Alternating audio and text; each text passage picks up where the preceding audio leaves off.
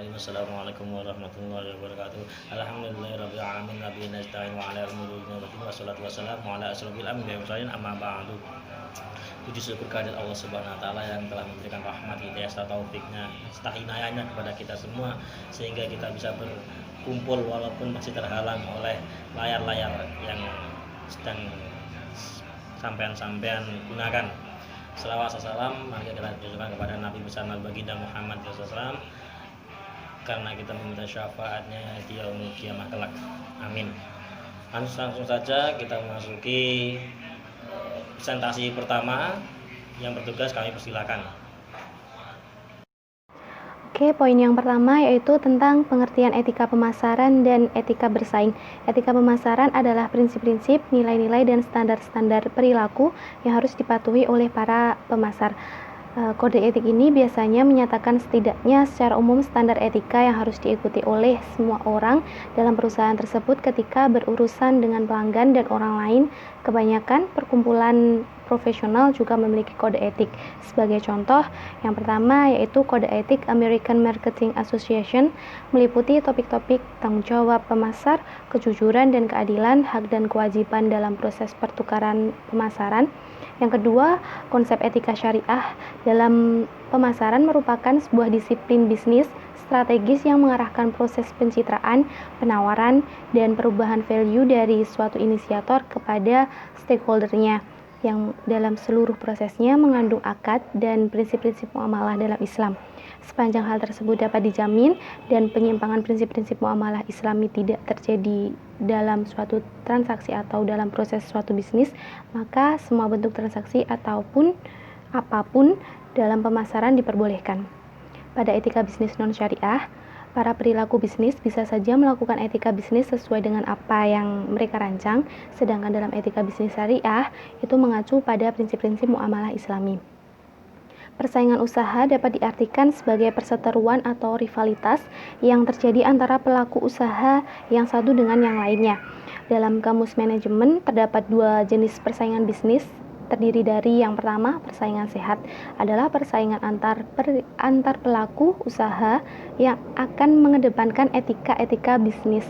Yang kedua yaitu persaingan gorok leher adalah persaingan tidak sehat karena terjadi perebutan pasar yang menghalalkan segala cara untuk menjatuhkan lawan. Selanjutnya, persaingan usaha yang sehat akan menjamin keseimbangan antara hak produsen dan konsumen. Indikator dari persaingan yang sehat adalah tersedianya banyak produsen, harga pasar yang terbentuk antara permintaan dan penawaran pasar, dan peluang yang sama dari setiap usaha dari bidang industri dan perdagangan.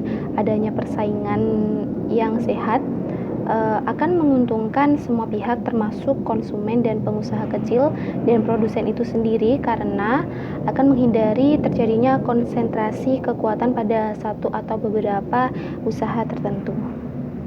Kita masuki poin B yaitu tentang konsep perikanan dan perlindungan.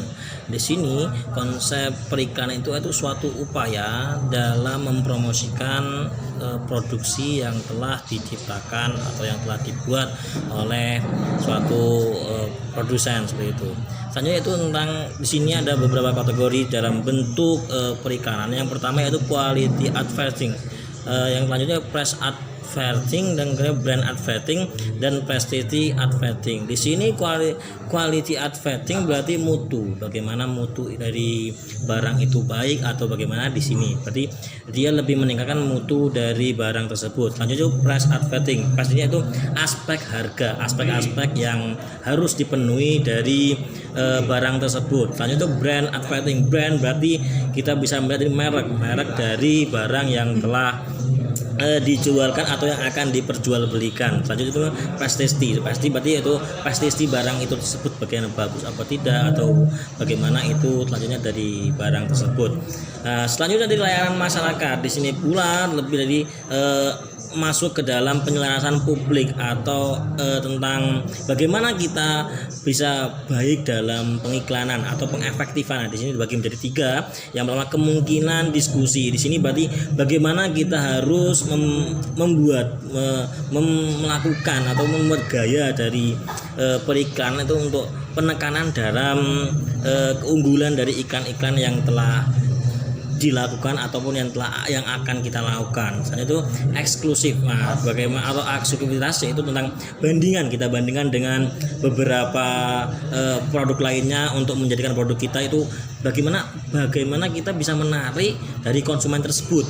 Selanjutnya itu dipercaya, bagaimana kita harus membuat produk-produk kita semua itu baik dan diterima oleh masyarakat, dan masyarakat selalu ingin lagi membeli ataupun mengkonsumsi barang yang telah kita perjualbelikan ataupun yang kita promosikan gitu.